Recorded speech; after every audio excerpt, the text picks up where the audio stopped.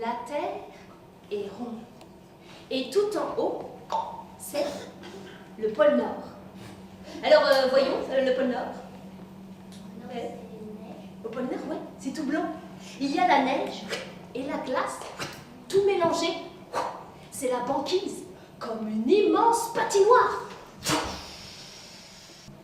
Il neige, pof, pof, c'est blanc, pof, pof, ça fait des lignes, ça fait des ronds, ça fait des tourbillons. Et son papa lui a dit, toi, t'es trop petit, tu restes ici.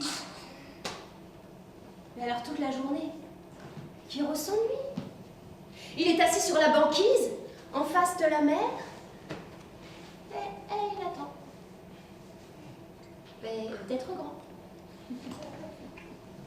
Et ben c'est pas très rapide.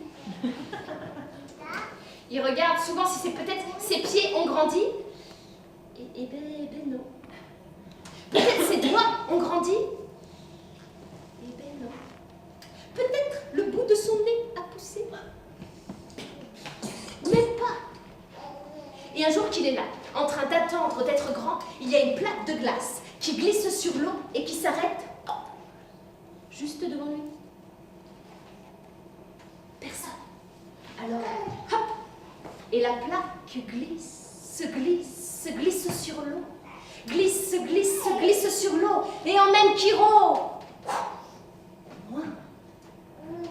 Très loin. Mais en fait, beaucoup trop loin. Kiro est tout seul, au milieu de l'océan, sur une plaque de glace. Oh là là, mais comment je vais faire pour rentrer chez moi? Et tout à coup, il cogne contre une banquise qu'il n'avait pas vue.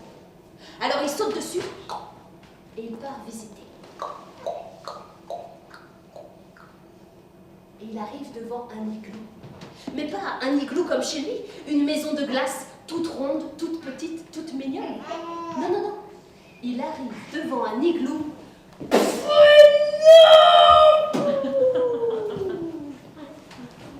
Mais alors, sur cet igloo, il n'y a pas de porte, et puis il n'y a pas de fenêtre non plus.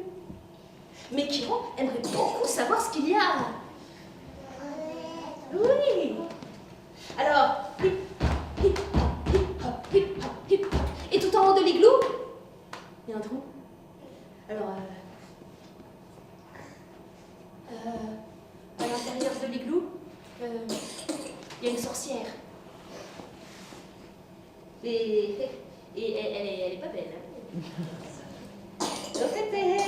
En fait, elle est moche. Oui, parce qu'elle a les yeux comme ça. Le nez comme ça. La bouche comme ça. Kiro crache dans le trou. Et la sorcière à l'intérieur. Bigramout, j'ai senti une goutte. Qu'est-ce que c'est? C'est mon igloo qui fuit. Et Kiro, il regarde encore une fois. Oh là là, qu'est-ce qu'elle est moche alors.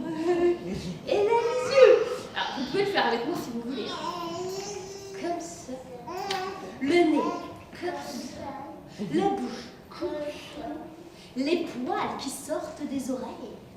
La langue toute bleue. Et là, il sent que sous ses pieds, le tabouret sur lequel il est monté se met à bouger. Et il voit que le tabouret, c'est un oiseau. Hé, oiseau, s'il te plaît, je t'en supplie, prends-moi avec toi, je peux pas me faire manger par la sorcière. Et il s'accroche au cou de l'oiseau. Et l'oiseau, et ensemble, ils sortent par le trou de l'igloo. Mais à ce moment-là, la sorcière revient avec sa marmite pleine d'eau. Hey, vous deux! Elle attrape les pattes de l'oiseau. Kiro, il court, il arrive sur la plaque de glace qui l'a amené ici. La plaque glisse sur l'eau. Mais la sorcière est derrière lui. Je vais t'attraper. Je vais te manger. Elle met un pied dans l'eau, un deuxième pied. Et elle étire son bras pour attraper Kiro. Et lui, il rame sur l'eau, rame sur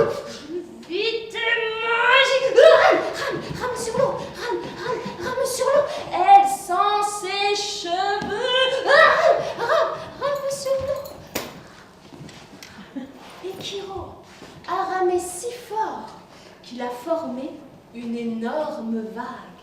Et la vague s'avance vers la sorcière.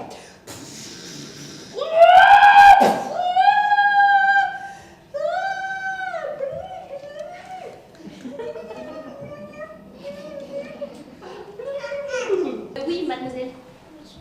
Un cheval. Merci, je le prends, je le mets ici. Hop. Merci. Oui, monsieur? Un cerf. Un cerf, bah, très bien, oui. Hop. Je le mets ici, comme ça, voilà. Oui. Un léopard. Un léopard. Hop. C'est merveilleux. Parfait. Alors, mesdames et messieurs, nous allons partir de Neuilly-sur-Seine jusqu'en Italie. Nous allons utiliser ces 3 animaux alternativement pour arriver jusqu'à notre objectif. Alors, pour lancer le départ, nous allons nous mettre en serre. Attention, positionnez vos bois. Voilà, grâce, distinction, parfait. Attention, on part de Neuilly, on va faire doucement d'abord le vent dans les bois. 1, 2, 3. Faut qu'on parte discrètement, sinon les gens vont se demander ce qu'on fait. Attention, on peut accélérer.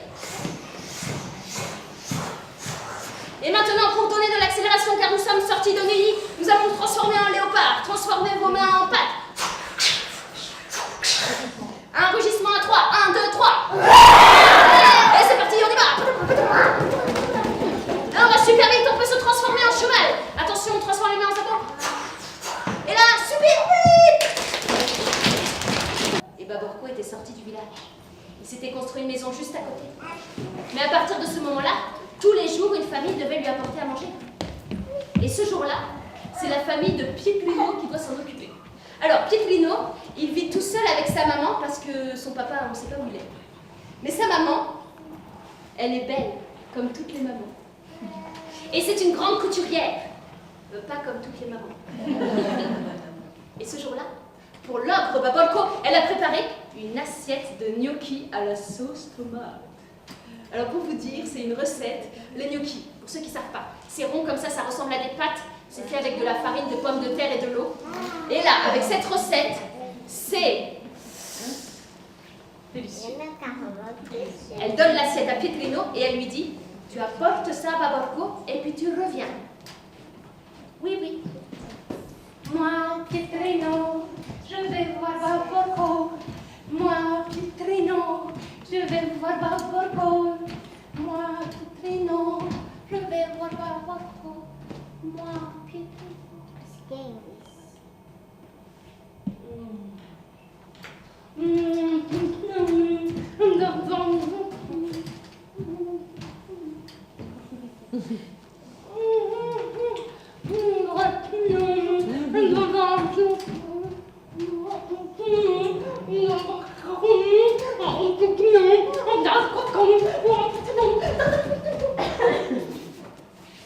Ah, mais c'est du caca que je mange, Pietrino! Mais Pietrino est parti en courant aussi vite qu'il a pu. Et derrière lui, Babolco crie, Pietrino, tu peux courir tant que tu veux. Ce soir, je viens chez toi et je te mange. Pietrino, en arrivant chez lui, il a monté les escaliers. Dans sa chambre, il s'est enfermé. Et à sa maman, il n'a rien dit de ce qui s'était passé. Et le soir, alors que tout le monde dort, Pietrino est dans sa chambre et la porte de chez lui s'ouvre. Et c'est à ce moment-là que le tout petit, le coussin Rikiki, est arrivé et leur a dit « Hé, attendez, et moi, est-ce que je peux venir ?» Attends, tu t'es vu? T'es tout petit. Ben, et alors? Mais les poulets n'ont pas répondu. Ils ont continué d'avancer sur le sentier de la guerre.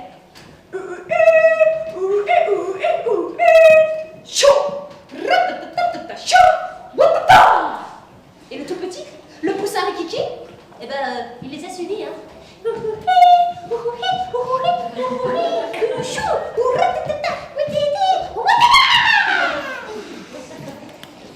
Et vous aussi, peut-être que vous pourriez tous les suivre, comme ça on arrive dans la suite de l'histoire. Oui, on se met comme ça, des ailes de poulie, comme ça. Attention. 1, 2, 3. Chaud.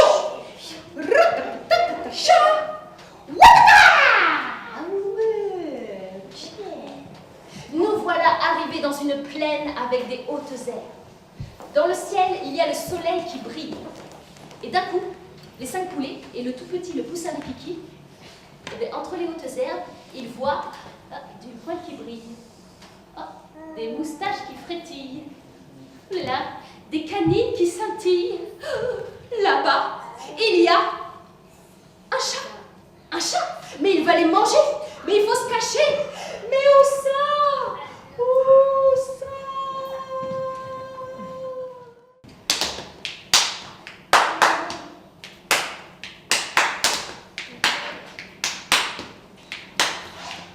Mes petits poulets, je vais vous croquer.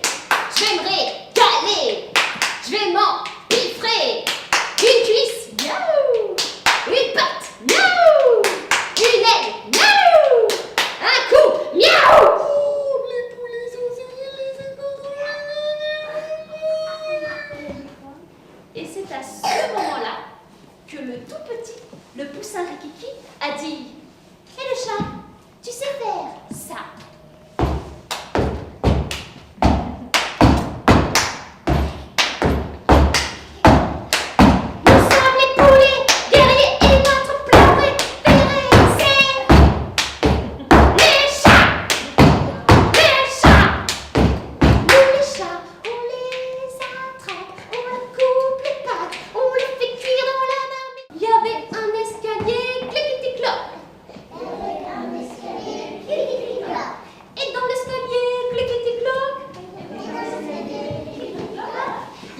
Une chambre.